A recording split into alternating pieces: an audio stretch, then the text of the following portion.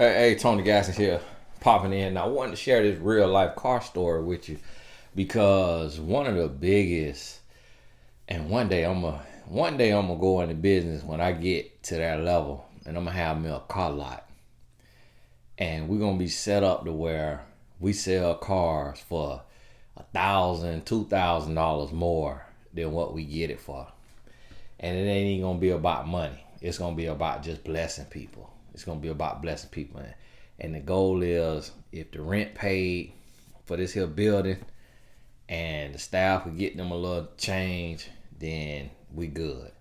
But right now, the car industry it's a scam.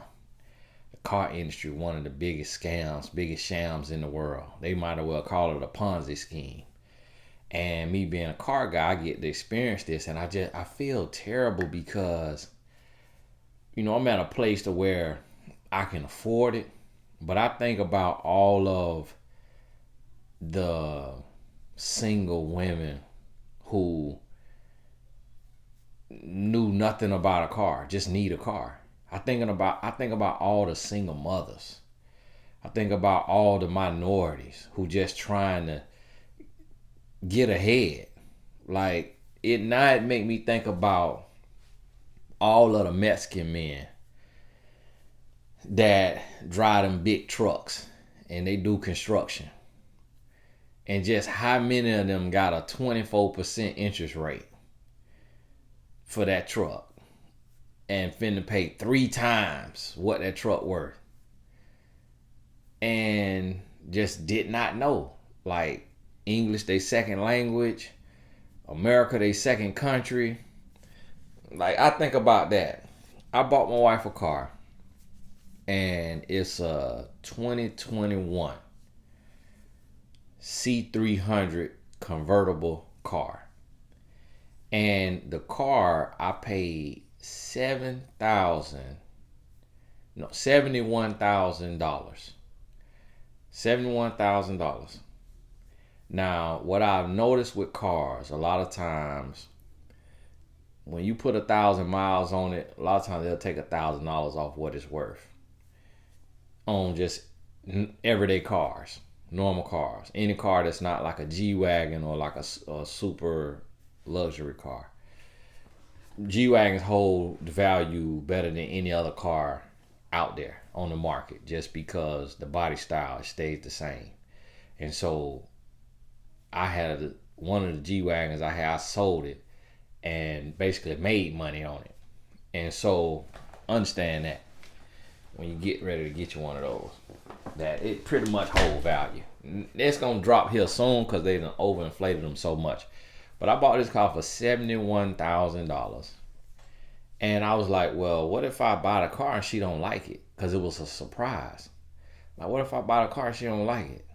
And I want to bring it back, like next week or after the little 3-day, 5-day thing. For one, you really ain't allowed to do that. Well, the salesman say, well, we'll give you what you paid for it, basically, because if you don't go put on a bunch of miles. So since she done had the car, she probably done put a couple thousand miles on it, no more than 4,000 miles. So that means that's 71. Okay, if you want to knock it down a little bit, 69, 67. Mind you, I took the car, and I just like doing this sometimes. I took the car to CarMax because they'll offer a good amount of money for your cars. I took the car to CarMax maybe like 2 months into her having it. And CarMax offered 56,000. 56,000 now. Paid 71. So now you see that profit margin. Now this here company, I went back online. I went online to the same exact company that I bought the car from, Auto Nation. And they offered $49,500 for the car. A car that just months earlier, in the same year, ain't even been a year, been about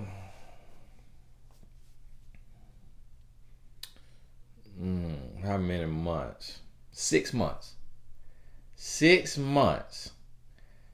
The same dealership that sold a car for $71,000 offering $49,500. So essentially, the car is in the same condition. Miles don't cost that much. But so I share that to say that right there, that's your wiggle room, and that's your walk off room. So based on what I owed when CarMax gave me the quote, it was like a 14 grand difference. And then based on what they offered versus what I bought it for is, or what's owed on it is a 14 grand difference. Now, 14 divided by 2 is 7. So 71,000, 10% of that, 7,000. 20% of that is 14,000. So that right there lets you know that the dealership had a 20% markup on the car. And this is the room that you have in most cases. They're gonna always lie to you. You never ever could believe a car salesman. Never. I don't care if he preach on Sunday. You cannot believe a car salesman. You can never believe a car dealership ever. And so now, and then they add points to the car if you finance it. And a lot of people say, oh, buy it cash. It just depends on your lifestyle and what kind of business you in. So for some people, it's best if you working a 9 to 5, you could save the money and buy the car cash. But if you work in a business to where when you take and invest that money, if you invest that 70,000, for me, if I invest 70,000, that 70,000 gonna make 700,000 in my business model. So my return rate is so high that me paying 4% interest, 5% interest, it's not the end of the world for me. So that's why I say to each their own. It depends on just where you at. It'll hurt me more to give somebody 70,000 cash than it will for me to let the bank make a little money, because it is the bank. And that's how we gonna need banks to buy houses, whatever. So it's the cost. Interest is the cost of doing business, but you need to understand that the interest rate needs to be fair. You also need to understand that the dealer is gonna add to that interest rate, and that's how they make money. So the dealer said, hey, here go a 10% interest rate. That's what the interest rates are, even with a credit score in the high 700s. But then when you go directly to the bank say, hey, here's the interest rate, 5 point something, 6%. So that's 4% less than what the dealer said. The dealer got that offer and they add their points to it, and that's how they make money. And so you could get the car, pay it for a few months. If your bank is denying you right then, have on-time payments for a few months, then go refinance the car. And you could refinance the car. Like I refinance a car right online, just right on from the website of the bank. And being that they could see my other car loans with them, and being that they could see my bank statements, they could see my money right there, my deposits. I didn't have to do any type of show this and show that. But when I had a car loan, I think I had 2 cars with another bank or different banks. I went to refinance at, what was it, a credit union. And the credit union, they wanted to see tax returns and all of this and that because I didn't bank with them. And so if you got a car and you paying a car note, look at your interest rate. Look at your interest rate. And here's the thing, they sticking it to you, especially if you over 7% right now, that's high. 7% is high. Mind you, in good times,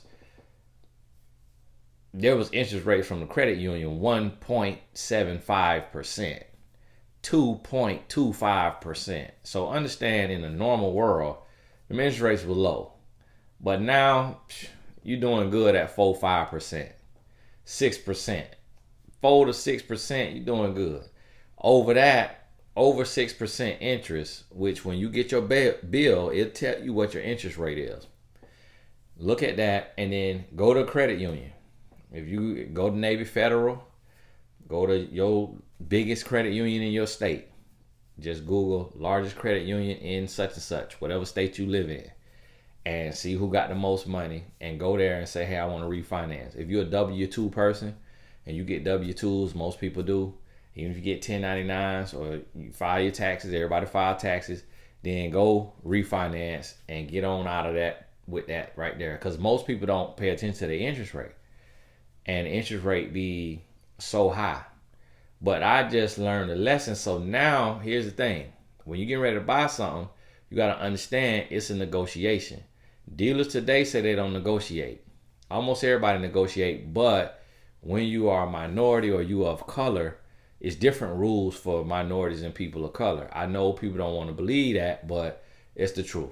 And studies have shown it. They show us the videos in class, in college. When you take psychology class or what was it, sociology, different classes like that, they'll show you the video where they send a white person in and then they send a black person in and they have recorded the different answers that they get. The white person went in, the man ain't even checked the man credit, just met him in the parking lot talking to him. You get this car right here, no money down. Black man came right behind him. You get this right, you can get this car right here, $10,000 down. Ain't checked neither one of their credit. Sent the reporter in after both of them. Sent the reporter in after, hey, why did you tell the white man this and tell the black man that? I did not do that. I don't have to. Sir, we have you on tape. I don't have to talk to you. I don't have to answer any questions. And so you got to understand there are different rules. The sad part about it is you can't prove it unless you set it up yourself. And that's one thing that if you got a cool white friend, one of the things you can do is have your white friend partner with you and say, hey, let's prove this to ourselves. Let's see if we get the same treatment. You go in there on Wednesday and you look at this car that I want to get. And you ask questions and you negotiate and you do all this without running your credit. And then I'm going to go in there on Thursday and I'm going to look at the same car. And let's record our treatment. Lord willing, hopefully you get the same treatment, and that's a win for us.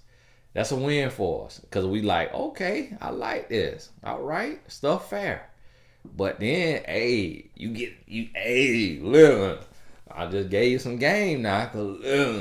Now, even if you have white, you still could do this because you got your drop of black in you. You black to the people. You black. You got a drop of you black. So listen to me now. I just gave you some game because guess what?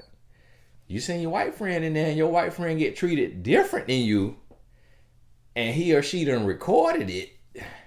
And then you go in there and you record your lawsuit.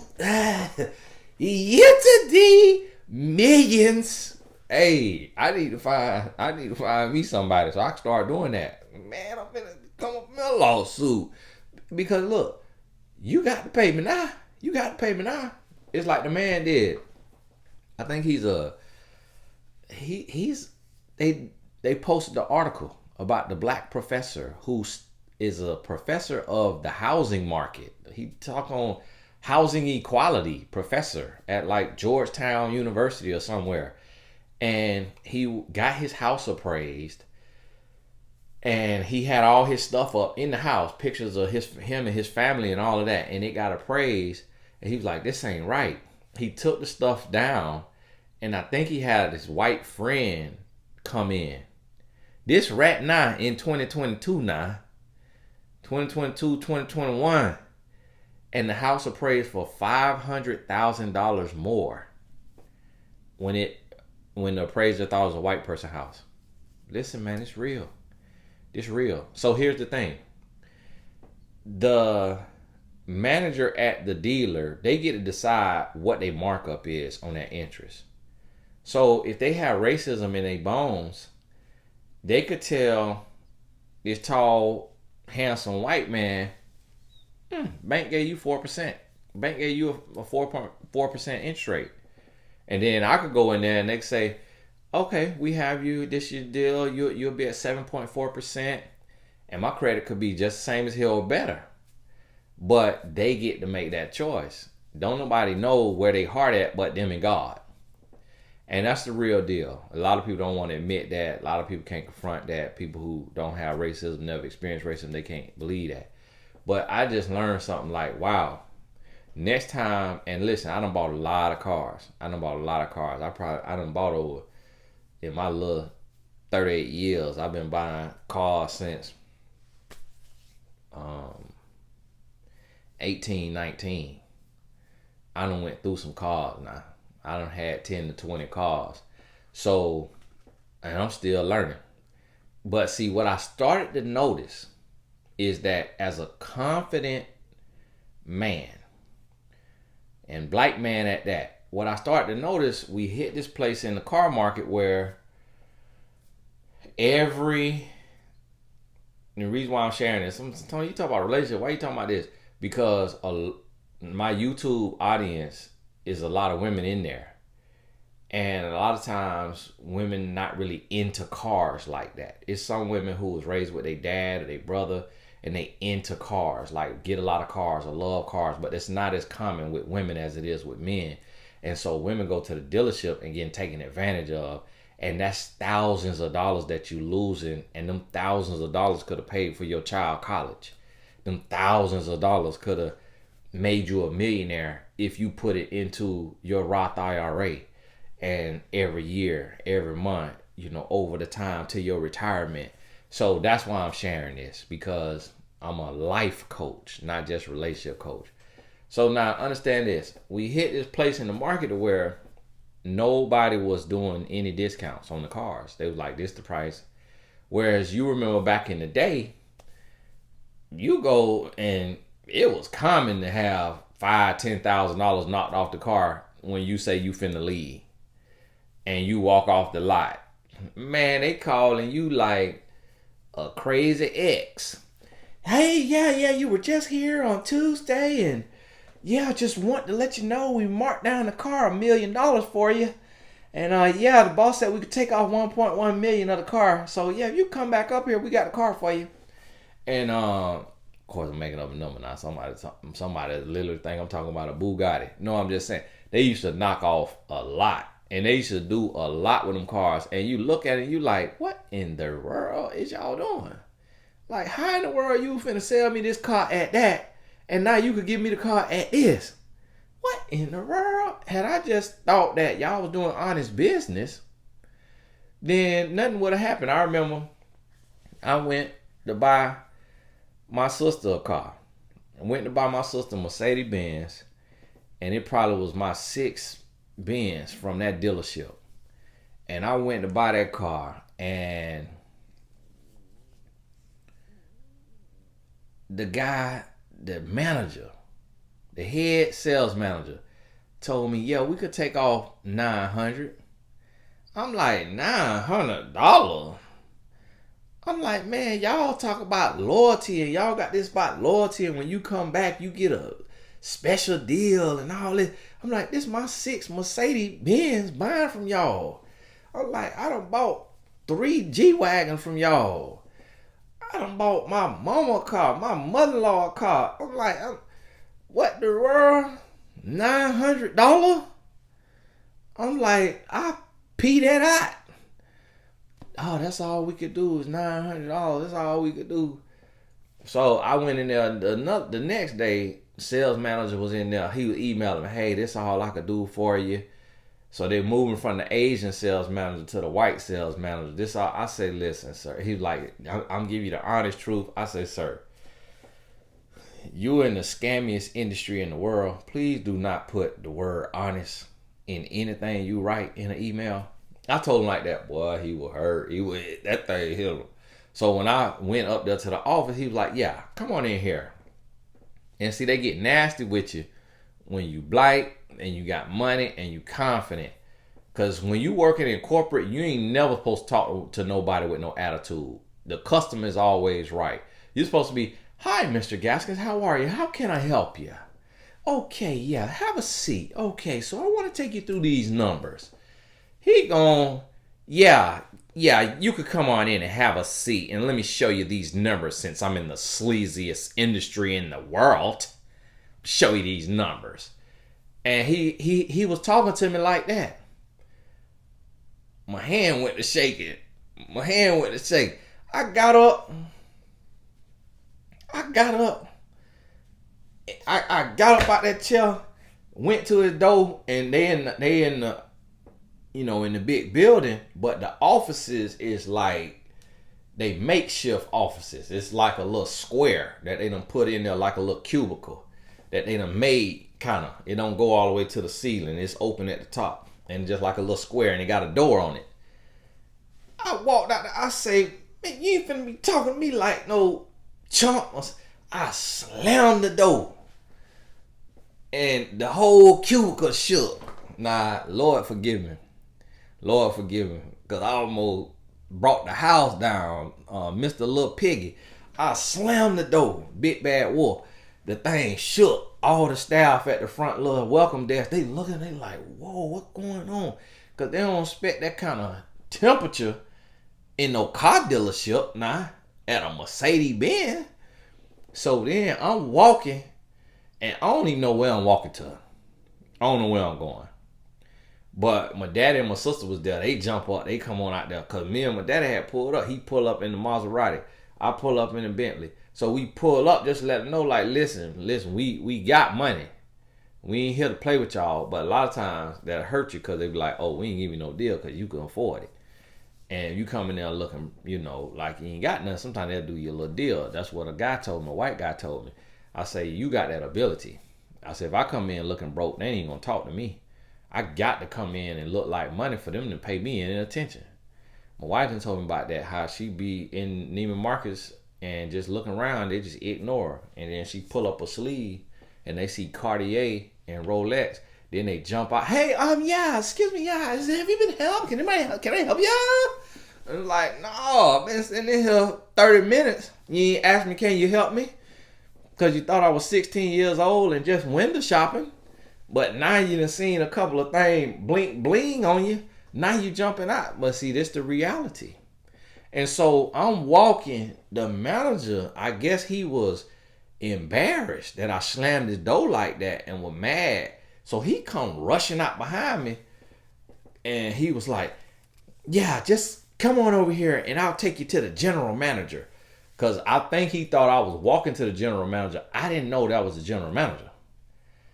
I ain't know the general manager's office was over there. I went over there to the general manager. I sat down in there with the general manager. I talked to the general manager. I said, listen, I'm coming in here to buy a car. And I'm finna buy the car cash. And here I am, because y'all ain't financing, y'all ain't making no money off the car. So I'm asking you for a discount. Do me your best deal because of my loyalty. This the 6th car I bought from you. I'm in my 30s. I'm gonna be buying cars to my 80s. Y'all cars cost X amount of dollars. I say my estimation shows me that I'm gonna buy a minimum of $3.4 million in cars by the time I die.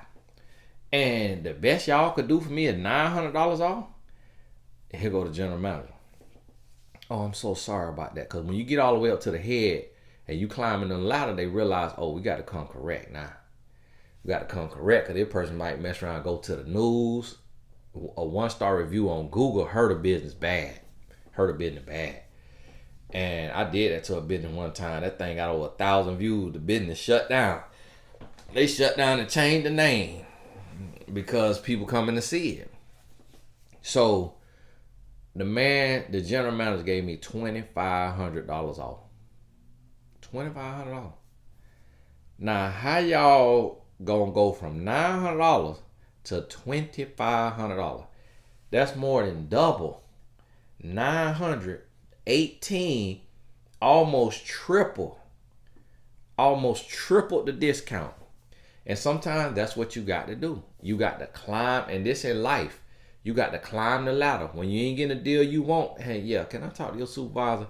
Yeah, can I talk to your supervisor? Yeah, can I talk to your supervisor? Yeah, can I talk to your supervisor? Before you know it, you talking to the owner. Before you know it, you talking to the owner, and the owner about business. The owner like, man, you care this much, man, you gonna climb the ladder like this, man, you about your business. Listen, I want your business. I'm gonna do right by you. But that's the underlings, that's their job to do wrong by you. Their job is to squeeze the most money out you as you can. And if you bold enough and you bite it to go all the way up that ladder, now you're going to get the best deal. And then this is what you got to be able to do. You got to be able to walk out the door. You got to be able to walk out the door. And so now I know when I go to buy me a car, now I know on a used car, even on a used car, well, we really don't have that kind of a markup on a used car. They call a little markup, a little profit margin, they call that 20%. Now I know that. So now I know, oh yeah, y'all finna take at least 10% off this thing. I'm gonna let you make some money, but 10% coming off of this. At the minimum, 10% coming off of this. And I'm going to my bank to see what their interest rates is. And this is the thing. See, your bank might deny you, but just go to their website and click on auto loan. And when you click on auto loan, it's then gonna tell you apply today for a loan, interest rates as low as such and such. Boom, bada bing. Right there, that's the interest rate that you want to try to get that dealer to. Because now you know what the bank's doing directly to the bank. And here's the thing. The dealer, knowledge gets you paid. Knowledge gets you paid. What I mean by that is when you know a little something, you deserve more. And you get more when you got knowledge. So now you got a little knowledge. So what I'm telling you is the dealer, they don't care about that widow. They got a widow that came in there. They got widows that's coming in there every week from the ages of 50 to 80. And they giving them widows who their husband has always bought the cars, always serviced the cars, always done everything for the cars. The car dealership, they getting them widows.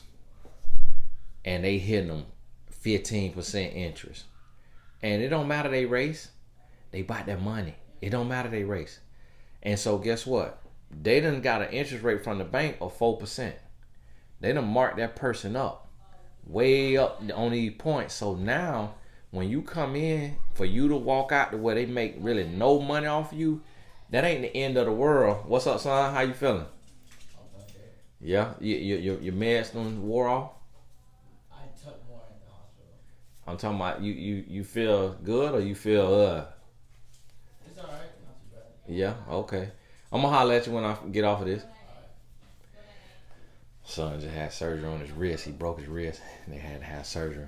And so now listen to me. They done took, and 90% of the people that come in there have no knowledge about what they doing. And I want you to take this for every aspect of business that you're doing. That's why I tell people, even with people call me cheap in business, but it's like I'm an entrepreneur. I know what this is like. I know you need this money to pay your bills. So don't come in and try to bash me across the head, because I know you could do this job for less. And so, but if you see me pull up in something nice, or you Google me and you think, oh, I can make some money, then you gonna do that. You're gonna charge me your max, but you got bills to pay just like I got bills to pay. So come on now, let's get on down to the real what you need to get the job done now. Because what you charging ain't what you need, that's what you want. And see, that's 9.9 out of 10 people.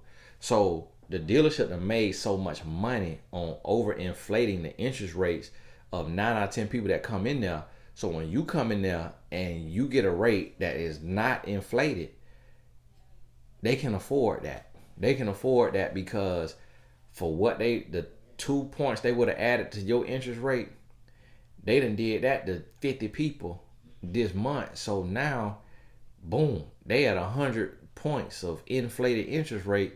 So to break even with you, that's how all they staff, all they salesmen drive their car at the regular interest rate, and all they, higher ups, because in one person, they getting 3 people worth of inflated interest rates added to this one person loan. And so that's what you got to understand when you're out here. And I want you to take these lessons that I'm teaching from cars and buying cars to your negotiations in business. So many people come to me, oh, I paid $10,000 for this ghostwriter. Oh, I paid $20,000 for this mastermind. Oh, I paid $10,000 for this mastermind. I paid this for this, paid this for this. Listen, be willing to walk away.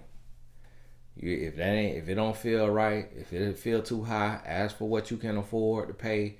And if the person won't budge, then that means that's not the person for you. They're not the person for you. If they won't budge on their price, that means that's what they charge. That's what they charge, and they ain't doing no deals. Sometimes a person will do deals, but they won't do deals for you because they don't like your gender, or they don't like your race, or they don't like your voice, or they don't like the state you from, or they don't like the accent you got. They don't like your religion. Sometimes people will do deals and they won't do deals for you. And so that ain't who you want to do business with anyway. So if a person can't do you no deal, Oscar Visa got to go. Got to go up. See you later. Thank you very much. Hey, this Tony Gaffney. Get this here lesson in you. God bless you. We'll talk soon.